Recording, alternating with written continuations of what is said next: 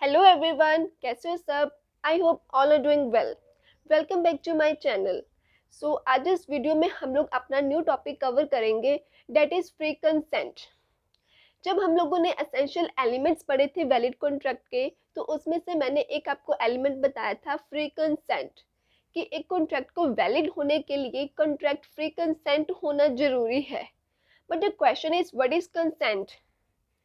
Indian contract act के accordingly जो section 13 है वो बताता है कि कंसेंट किससे कहते हैं।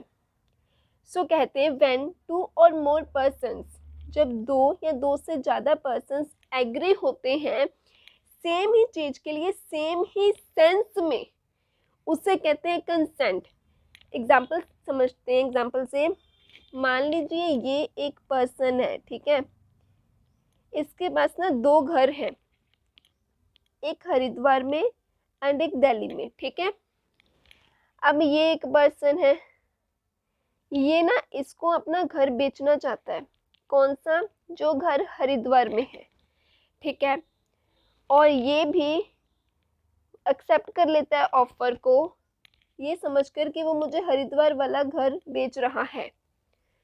तो क्या यहाँ पर ये जिस सेंस में उसको ऑफर कर रहा है, ये उसी सेंस में ऑफर एक्सेप्ट कर रहा है? बिल्कुल। ये हरिद्वार वाला घर बेचना चाह रहा है और ये यही समझ के ऑफर एक्सेप्ट कर रहा है कि वो मुझे हरिद्वार वाला घर बेच रहा है। तो इट मीन्स यहाँ पर कंसेंट है, ठीक है। अब देखना, अब ये पर्सन जो है, ठीक है, यही एग्जांपल लेके चलते हैं। इसके दो घर, एक हरिद्वार में और एक दिल्ली में, ठीक है। और एक ये पर्सन है, ये इसको अपना घर बेचना चाहता है। कौन सा? जो हरिद्वार में है, ठीक है। लेकिन ये समझ के ऑफर एक्सेप्ट कर रहा है कि वो मुझे अपना दिल्ली वाला घर बेच रहा है। तो अब मुझे बताइए, ये जिस सेंस में उसको ऑफर दे रहा है, क्या ये उसी सेंस में ऑफर को एक्सेप्ट कर रहा है? ये हरिद्वार वाला घर बेचना चाह रहा है और ये जो हाउस दिल्ली में है ये समझ रहा है कि वो मुझे वो बेच रहा है। जब ऑफर सेम सेंस में एक्सेप्ट ही नहीं हो रहा है, तो क्या यहाँ पर कंसेंट है? नहीं। तो सेक्शन 13 क्या कहता है? कंसेंट क्या होता है? जब जिस सेंस में वो सामने वाला पर्सन आपको ऑफर दे रहा है, आप उसी सेंस में उस ऑफर को एक्सेप्ट कर रहे हो, डेट इज कंसेंट, ठीक है। आगे बात करते हैं। Now free consent has been defined in section 14 of the act. लेकिन देखो, सिर्फ कंसेंट देने से ही जो ऑफर है ना वो वैलिड नहीं हो जाता। बात यह है कि जो कंसेंट है उसने दी है, जो मंजूरी दी है, क्या अपनी सहमति से दी है या किसी डर की वजह से, किसी मजबूरी की वजह से हाँ करी है।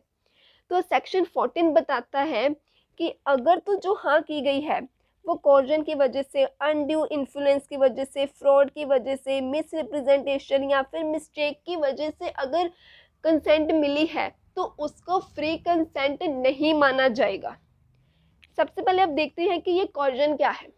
सेक्शन 15 बताता है कि वो एक्ट जो आईपीसी में मना है, इंडियन पैनल कोड के अकॉर्डिंगली जो एक्ट मना है, फॉरबिडन मतलब मना है, अगर वो एक्ट करते हो या वो एक्ट करने की आप धमकी देते हो तो उसे कॉर्जन माना जाता है। अब इसी डेफिनेशन को देखिए। committing or threatening to commit any act forbidden by the law in IPC। अब committing और threatening to commit कैसे, देखिए इसको भी। सबसे पहले देखते हैं committing।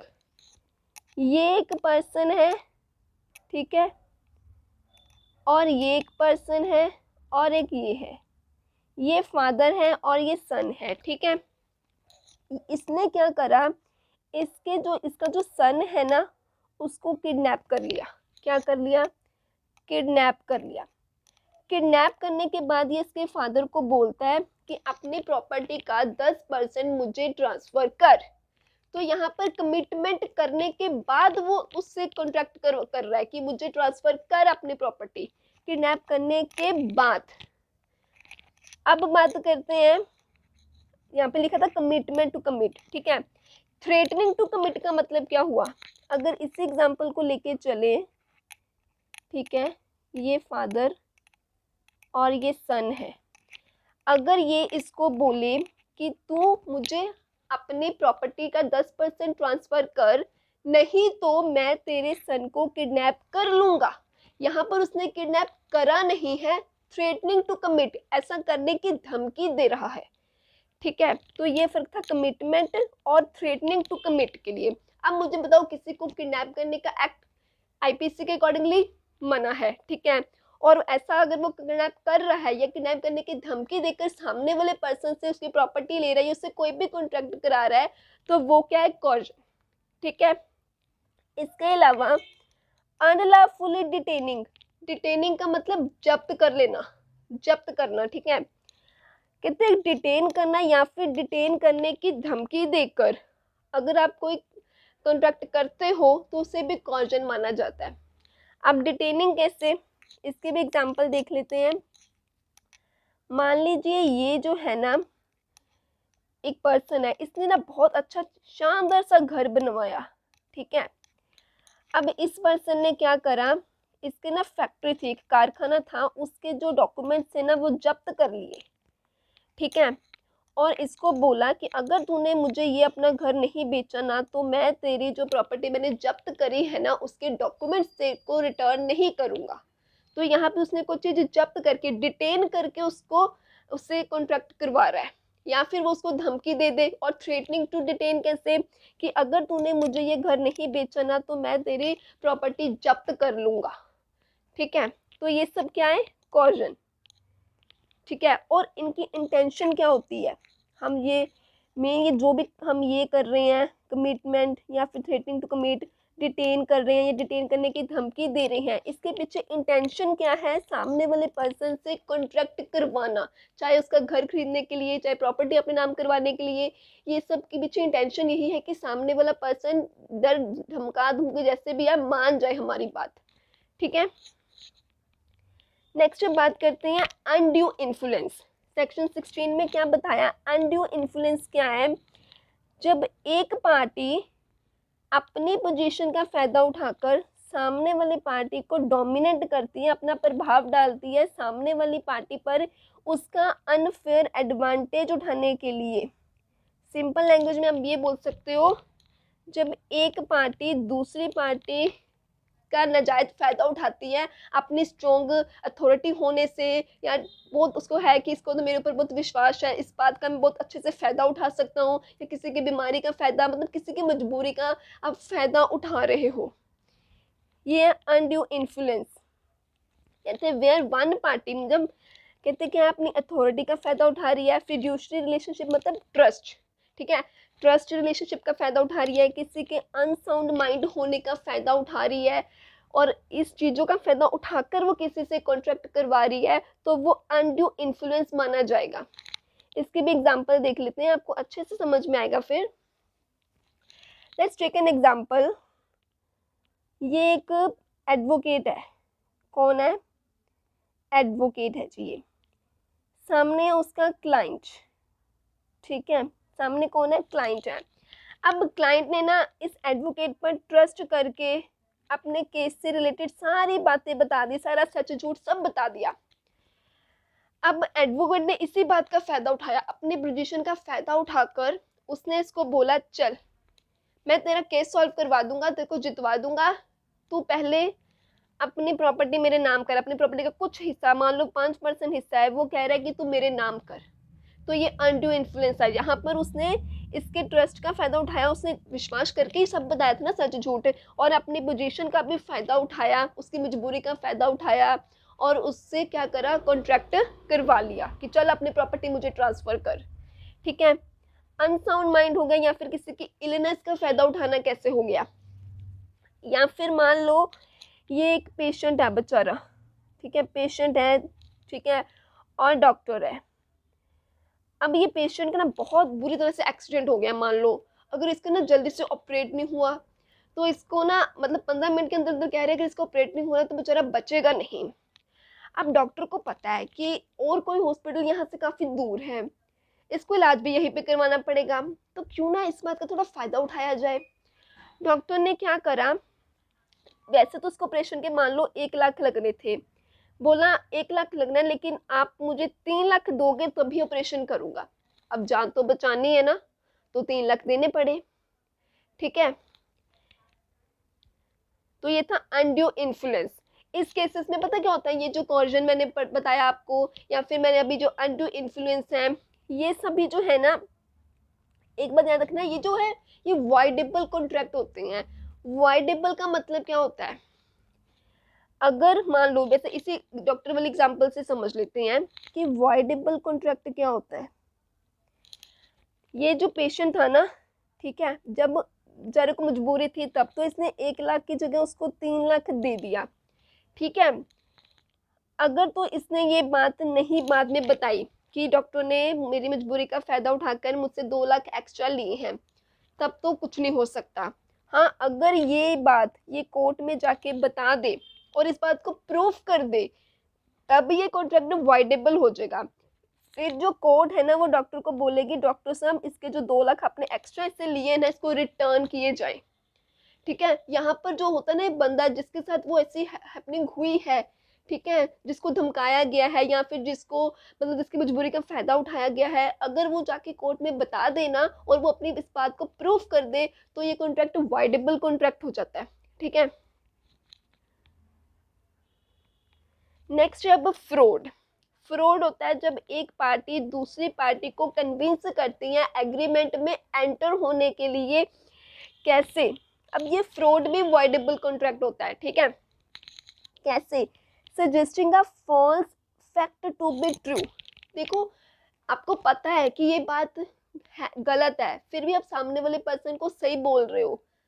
कैसे, फॉर एग्जाम्पल मान के चलिए, ये एक भाई साहब हैं, शहर में नए नए आए हैं, ये भाई जो है वो दूध बेचता है। इसने इसको पूछा, भाई दूध बढ़िया तो है ना, कोई मिलावट मिलावट वाला तो नहीं है ना।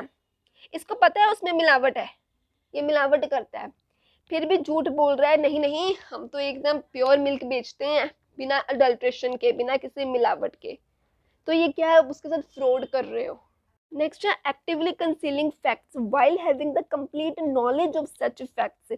कई बार क्या होता है, हमें ना उस कॉन्ट्रैक्ट के रिलेटेड फैक्ट्स सारे पता होते हैं, जानबूझकर हम लोग क्या करते हैं, उस फैक्ट्स को छुपा देते हैं जो कॉन्ट्रैक्ट के रिलेटेड होते हैं, जो कि सामने वाली पार्टी को पता होना जरूरी होता है, फिर भी आप उस बात को हाइड कर लेते हो। तो ये भी एक फ्रॉड है। मान लीजिए, मान के चलिए ये एक पर्सन है, ये ना पेट लवर है, डॉग लवर है, इसको डॉग बहुत अच्छे लगते हैं। ये डॉग खरीदना चाह रहा था, इसको ना मान लो डॉग ऐसे 3-4 डॉग्स थे, इसको ना ये वाला डॉग जो था ना वो अच्छा लगा। तो सामने जो पार्टी थी जो बेचती थी डॉग, इसको पता होते हुए भी कि ये डॉग बीमार बहुत होकर हटा है, इसकी लेग्स बहुत वीक हैं, ये बात उससे छुपा कर, उसको नाम बताकर उसको ये डॉग बेच देता है। तो बताइए, ये फ्रॉड है ना। अगर ये पर्सन इसको डॉग खरीद रहा है, इसको नहीं बेचारे को पता कि डॉग की लेग्स वीक पड़ चुकी हैं, तो इसका फर्ज बनता था ना कि ये बात उसको बताए, पता होते हुए भी इसने उससे ये बात छुपा ली सिर्फ इसलिए कि खरीद ले ये डॉग ये। तो ये क्या हुआ, ये भी एक फ्रॉड हुआ। ठीक है, next, making a promise without any intention of performing it. कई बार हम लोग प्रॉमिस कर लेते हैं लेकिन हमारी इंटेंशन बिल्कुल नहीं होती उस काम को पूरा करने की। ठीक है, या फिर हम कोई भी परफॉर्म करते हैं एक्ट सामने वाले पर्सन को चीट करने की नीयत से। कैसे, ये सब कैसे, मान लो एक लड़की है, ये 2 फ्रेंड्स हैं। ठीक है, ये 2 फ्रेंड्स हैं, तो इसको ना अर्जेंट 5,000 रुपये चाहिए थे। अरे क्या हो रहा है तो इसको ना अर्जेंट 5,000 रुपये चाहिए थे। तो इसने इसको बोला कि यार तू मुझे अर्जेंट 5,000 रुपये देगी प्लीज़, मुझे चाहिए, मैं ना तेरे को महीने बाद पक्का रिटर्न कर दूंगी। मन में पता क्या चल रहा है, यार मैं नहीं रिटर्न कर रही इसको, बस ऊपर ऊपर से बोल रही है उसको। तो ये भी एक फ्रॉड होता है, जहाँ पे आपके मन में कुछ और है और सामने आप कुछ और शो करते हो। ये नॉर्मली होता है, जैसे हम कई बार किसी से लोन भी ले रहे हैं, या फिर ऐसे बहुत केसेस आप लोग देखते होंगे। ठीक है, जहाँ पे सामने आप प्रॉमिस तो बड़े बड़े करते हैं लेकिन मन में कुछ और ही चल रहा होता है। मन में पूरी नीयत होती है कि ना, करना आपने कुछ नहीं है, सिर्फ कहना है सामने वाले पर्सन को ताकि वो हमारी बात मान ले।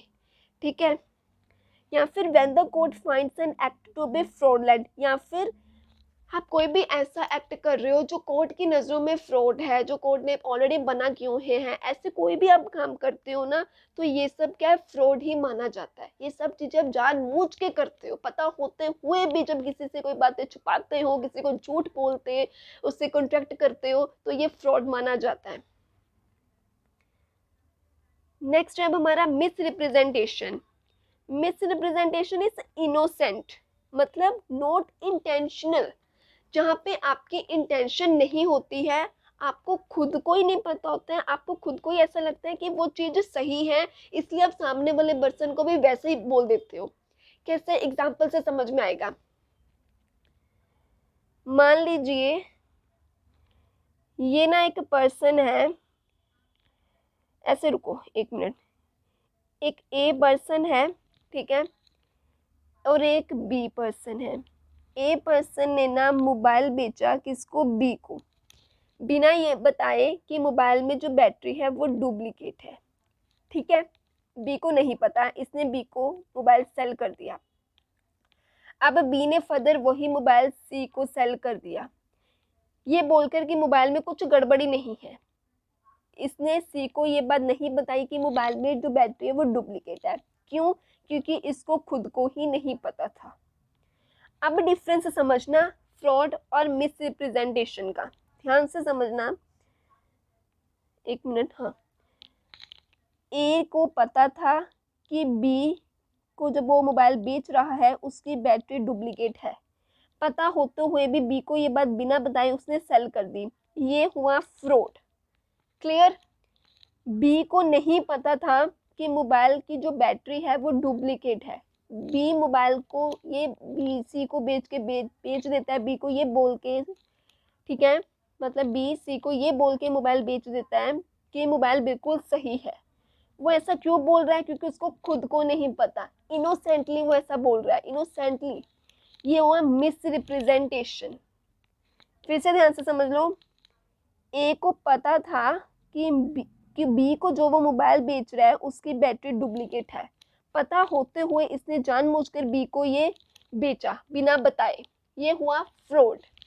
बी को नहीं पता था कि उसकी जो मोबाइल है जो उसकी बैटरी डुप्लीकेट है, वो सी को बोल देता है अनजाने में कि ये जो मोबाइल है बिल्कुल ठीक है, ये हुआ मिस रिप्रेजेंटेशन। वो अपने इंटेंशन से जानबूझकर उसको झूठ नहीं बोल रहा है, इनोसेंटली, उसको बेचारे को खुद को ही नहीं पता कि वो मोबाइल की बैटरी डुप्लीकेट है, ये हुआ मिस रिप्रेजेंटेशन। आई होप आपको फ्रॉड एंड मिस रिप्रेजेंटेशन का डिफरेंट क्लियर हुआ होगा।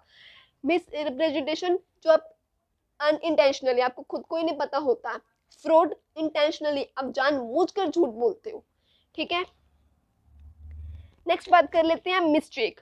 अब तक हमने जितने ये पढ़े हैं ना, ये थे वॉइडेबल कॉन्ट्रैक्ट। मिस्टेक जो होता है वो वॉइड होता है, ठीक है। सबसे पहले मिस्टेक होती है as to the law of the country. Law of the country कैसे?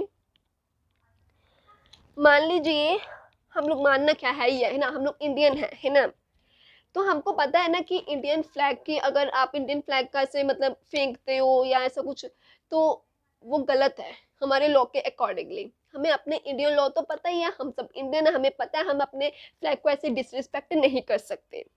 अच्छा, अब एक पर्सन है, उसने ऐसा किया, उसने क्या करा, इंडियन फ्लैग को फेंक दिया, मतलब ऐसे ही नाली नूली में फेंक दिया। अब जब ये पकड़ा गया तो क्या ये एक्सक्यूज बना सकता है कि यार मुझे तो पता ही नहीं था, ऐसे नहीं कर सकते? बिल्कुल नहीं। क्यों? अरे तू इंडियन, देखो इतना नहीं पता, ठीक है। तो कहते हैं इंडियन लॉ, जब आप इंडिया में रह के इंडिया का लॉ ब्रेक करते हो तो आप वहाँ पे एक्सक्यूज नहीं बना सकते हो। वो सामने वाला बोलेगा अपने देश में रह के तेरे को खुद के कंट्री का लॉ नहीं पता है, लाना तो तेरे पे।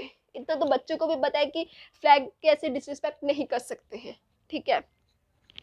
नेक्स्ट आता है mistake as to foreign law. हाँ, यहाँ पे कहते हैं आप एक्सक्यूज बना सकते हो। मान लो आप फॉरेन में गए हो, वहाँ का कोई लॉ था, कोई रूल था जो आपने ब्रेक करा, वहाँ पे आप एक्सक्यूज बना सकते हो कि मैं यहाँ कर नहीं हूँ, मुझे नहीं पता था, मुझसे बाय मिस्टेक हो गया, गलती से हो गया, मुझे माफ़ कर दो, ऐसा कुछ भी। तो वहाँ पे कहते हैं आपकी जो मिस्टेक है वो एक्सक्यूजेबल हो सकती है। उस मिस्टेक को मानकर चलेंगे मिस्टेक ऑफ फैक्ट। क्या मानकर चलेंगे? Mistake of fact. तो याद रखना, अगर आप अपनी कंट्री के लॉ को ब्रेक कर रहे हो तो वो एक्सक्यूजेबल नहीं होगा। फॉरेन लॉ को करते हो तो कहीं ना कहीं उस मिस्टेक को मिस्टेक ऑफ फैक्ट मानकर एक्सक्यूजेबल कर समझ सकते हैं कि हाँ ठीक है, इसको नहीं पता था हमारी कंट्री का लॉ। ठीक है, नेक्स्ट आता है mistake of fact. Mistake of fact दो तरीके से हो सकती है, एक यूनिलेटरल मिस्टेक और दूसरी बायलेटरल मिस्टेक। यूनिलेटरल मिस्टेक, जब किसी एक पार्टी से मिस्टेक होगी तो वो सामने वाले पार्टी से अब कॉन्ट्रैक्ट ऐसे कैंसिल नहीं कर सकता, उससे मिस्टेक होगी, एक बंदे से मिस्टेक होगी। एक बंदे से मिस्टेक कैसे होगी, मान लो ये जो पर्सन है ना, ये सामने वाले पर्सन को एलईडी सेल करना चाहता था। ठीक है जी, एलईडी की जो अमाउंट थी ना वो थी 25,500 मान लो। ठीक है, 25,500 थी इतनी, वो बाय मिस्टेक जल्दी जल्दी में क्या लिख जाता है, 25,000 लिख जाता है। तो यहाँ पे अब इसने तो एक्सेप्ट कर लिया ऑफर 25,000 मानकर, गलती किसकी है, इसकी, ये इस बंदे की, एक बंदे की यूनिलेटरल मिस्टेक। यहाँ पे अब ये इसको ब्लेम नहीं कर सकता कि तुमने मुझे 25,000 क्यों दिए हैं, एलईडी तो 25,500 की है, क्योंकि गलती इसकी है, इसने ध्यान नहीं दिया था लिखने वक्त। ठीक है, ये थी यूनिलेटरल मिस्टेक। बायलेटरल मिस्टेक, जब दोनों पार्टी से मिस्टेक हो जाती है फिर वो कॉन्ट्रैक्ट वाइड हो जाता है। ठीक है, तो मिस्टेक वाइड होती है। ठीक है, दोनों पार्टी से मिस्टेक कैसे हो सकती है, बायलेटरल मिस्टेक हो जाती है, mistake as to subject matter या फिर mistake as to possibility. Subject matter से रिलेटेड मिस्टेक कैसे हो सकती है, देखिए, mistake as to subject matter मतलब जिस चीज, मतलब सब्जेक्ट के रिलेटेड अगर कोई मिस्टेक, सब्जेक्ट मान के चलिए काऊ, काऊ बेचनी थी। ठीक है, दो पार्टीज के बीच में कॉन्ट्रैक्ट हुआ था काऊ बेचने का। ठीक है जी, इसकी एग्जिस्टेंस से रिलेटेड अगर कोई मिस्टेक होती है तो एग्जिस्टेंस से रिलेटेड मिस्टेक कैसे हो सकती है, ए ने बी को ऑफर करा तो मैं अपनी काऊ 80,000 में बेचूंगा, बी ने भी ऑफर एक्सेप्ट कर लिया, ए ने भी ऑफर दे दिया, लेकिन इन दोनों को इस बात का पता ही नहीं है कि ये दोनों बैठे अग्रीमेंट कर रहे हैं और काऊ बेचारी की डेथ भी हो गई है, वो अब है ही नहीं, एग्जिस्टेंस में ही नहीं है। दोनों से यहाँ पे मिस्टेक होगी, एक ने ऑफर कर दिया, दूसरे भी बड़े आराम से ऑफर एक्सेप्ट कर लिया, यहाँ पे दोनों को ही नहीं पता है कि काऊ तो बची ही नहीं है जिसका वो कॉन्ट्रैक्ट कर रहे हैं। ठीक है, या फिर सब्जेक्ट मैटर में और क्या प्रॉब्लम हो सकती है, क्वांटिटी से रिलेटेड, ए बी को, ए जो है वो बी को मान लो 2 लीटर दूध दे रहा है, बी को लग रहा है कि इसने मुझे 3 लीटर दूध दिया है। ठीक है, ये दोनों की मिस्टेक है, ए उसको 2 लीटर देने की बात कर रहा है, बी 3 लीटर समझ बैठा है, तो यहाँ पे दोनों की मिस्टेक है, दोनों गलत सोच रहे हैं, एक 2 लीटर सोच के बैठा है, एक 3 लीटर समझ के एक्सेप्ट कर रहा है, तो ये क्या होगी, दोनों की गलती है यहाँ पर। ठीक है, या फिर क्वालिटी को लेकर मिस्टेक हो सकती है दोनों से, कैसे मिस्टेक होगी, ए जो है वो A+ राइस बेच रहा है, बी, ठीक है, वो उसको A+ राइस भेज रहा है, बी कह रहा है कि नहीं मुझे तो सिंपल राइस चाहिए थे, मतलब क्वालिटी को लेकर दोनों के बीच में मिस्टेक होगी, ये ऑफर दे रहा है A+ समझ के, वो ऑफर एक्सेप्ट कर रहा है सिंपल राइस समझ के, यहाँ पे भी दोनों की गलती है। ठीक है, दोनों, तो इस तरह से सब्जेक्ट मैटर को लेकर मिस्टेक हो जाती है दोनों पार्टी से। या फिर mistake as to possibility, possibility की वजह से कैसे मिस्टेक हो सकती है, सबसे पहले फिजिकल इम्पॉसिबिलिटी और लीगल इम्पॉसिबिलिटी। फिजिकल इम्पॉसिबिलिटी वही आप कहो कि एग्जिस्टेंस वाली एग्जांपल लेके चल सकते हो। ठीक है, लीगल इम्पॉसिबिलिटी होगी जब लॉ ने ही मना की हुई है वो चीज़। ठीक है, अब मान लो लीगल इम्पॉसिबिलिटी ऐसा समझ लेते हैं, इंडिया और चाइना दोनों ने कॉन्ट्रैक्ट कर लिया था। ठीक है, होगी वॉर, मना कर दिया इंडियन गवर्नमेंट ने कि चाइना से तो आप कोई सामान खरीद ही नहीं सकते हो, दोनों अनअवेयर थे, दोनों को नहीं पता था, पड़ गया पंगा, हो गया कॉन्ट्रैक्ट वाइड। ठीक है, तो ये था हमारा आज का टॉपिक। सो आई होप आपको ये टॉपिक क्लियर हुआ होगा, and thank you so much for watching this video, and for more videos don't forget to subscribe the channel and या share this video with your friends. Thank you.